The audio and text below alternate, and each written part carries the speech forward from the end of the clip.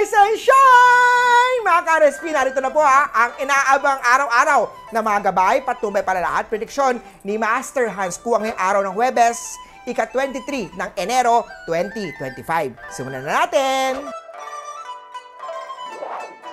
Unahin natin ang mga pinanganak ng Year of the Rat. Kung ikaw ay isang boss, bigyan mo ng promotion ang mga deserving at alisin na sa workplace ang wala naman na ibibigay.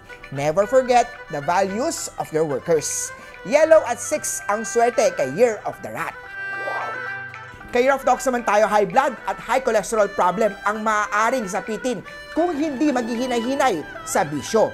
Aqua at 2 ang swerte kay Year of the Ox.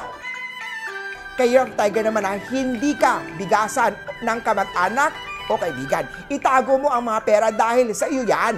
Hindi ito kasapuangan. Violet at 9 ang swerte kay Year of the Tiger. Punta naman tayo kay Year of the Rabbit. Love, find a way, kaya be patient. Mag-ingat dahil may chance na it might be the wrong or incompatible person.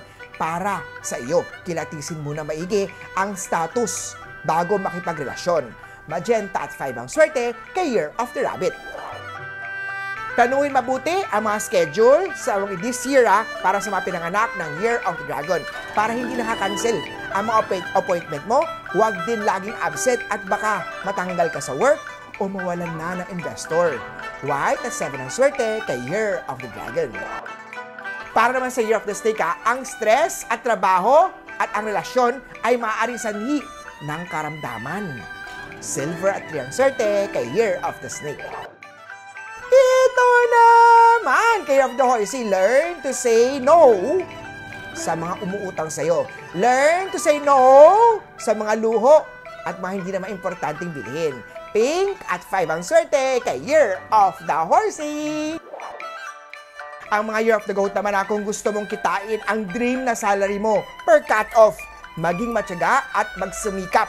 Huwag masilaw sina-advertise na sweldo.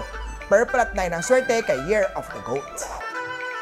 Piliin mabuti ang life partner sa mga pinanganak ng Year of the Monkey. Sila ay pinanganak ng Year of the Snake, Ox, or Rooster. Ang pagkakaroon naman ng incompatible na sign ay isang indikasyon na maaaring magkaroon ng clashes, problema later sa relationship. Magpa-astrology, life reading kay Master Hans. Yellow at 2 ang swerte kay Year of the Monkey.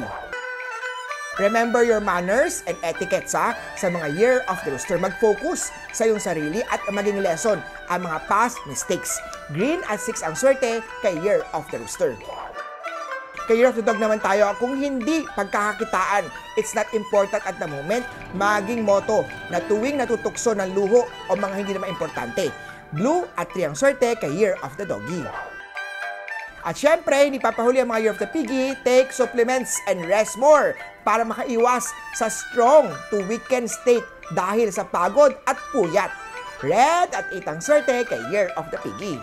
Muli po, ito po yung mga gabay, patnubay, palala at prediction lamang ni Master Hans Kua. Nasa inyong mga kamay na asalalay ang inyong tagumpay. Kaya always be positive at i-claim ang mga swerte, mga ka-RSP.